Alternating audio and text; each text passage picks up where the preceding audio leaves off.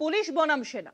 এর আগে মেয়ো রোডে তৃণমূলের প্রতিবাদ মঞ্চ উঠিয়ে দিয়েছিল সেনা, এবার পাল্টা দিল কলকাতা পুলিশ। বেপরোয়াভাবে বেআইনি ইউ টার্ন নেওয়ার অভিযোগে মঙ্গলবার মহাকরণের সামনে সেনার একটি গাড়ি আটকায় পুলিশ। নিয়ে যাওয়া হয় হেয়ার স্ট্রিট থানায়।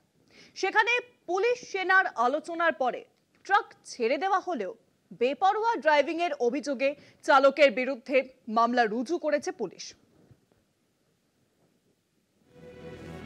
লাউডন স্ট্রিটের বাংলো থেকে বেরিয়ে জিপিও পেরিয়ে মহাকরণের সামনে দিয়ে লালবাজারে ঢোকে পুলিশ কমিশনারের গাড়ি। মঙ্গলবারও সেই রুটেই সিপি যাচ্ছিলেন লালবাজারে। মহাকরণের সামনে আচমকাই সেনার একটি গাড়ি রাস্তার বাদিক থেকে বাঁক নেয় ডান দিকে। ট্রাকটিকে কোনো রকমে পাশ কাটিয়ে সিপির গাড়ি লালবাজারের রাস্তা ধরে। সঙ্গে সঙ্গে ট্রাফিক পুলিশ ট্রাকটিকে দাঁড় করায়। ঘটনার পর কলকাতা পুলিশ সিসি ক্যামেরার যে ফুটেজ প্রকাশ করেছে সেখানেও একই ছবি। ডান দিকে বাঁক নেওয়া একটি ট্রাককে পাশ কাটিয়ে 4 চাকার একটি গাড়ি যাচ্ছে লালবাজারের দিকে। মহাকরণের সামনে নো রাইট টার্ন লেখা একটি সিগন্যাল বোর্ডের ছবি প্রকাশ করে পুলিশের বক্তব্য, ডান দিকে যাওয়ায় নিষেধাজ্ঞা থাকলেও সেনার ট্রাক সেই নির্দেশ মানেনি। খবর পেয়ে ঘটনাস্থলে পৌঁছন পুলিশ আধিকারিকেরা। সেনার গাড়ি নিয়ে যাওয়া হয় হেয়ার স্ট্রিট থানায়। খবর পেয়ে ফোর্ট উইলিয়াম থেকে থানায় পৌঁছন সেনা আধিকারিকেরাও। দুপক্ষের মধ্যে আলাপ আলোচনার পর ছেড়ে দেওয়া হয় সেনার ট্রাক।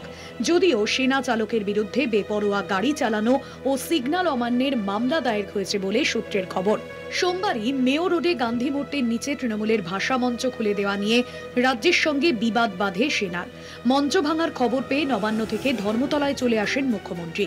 সেনাকে সামনে রেখে বিজেপি যে মঞ্চ খোলার নেপথ্যে সেই অভিযোগ করেন মমতা।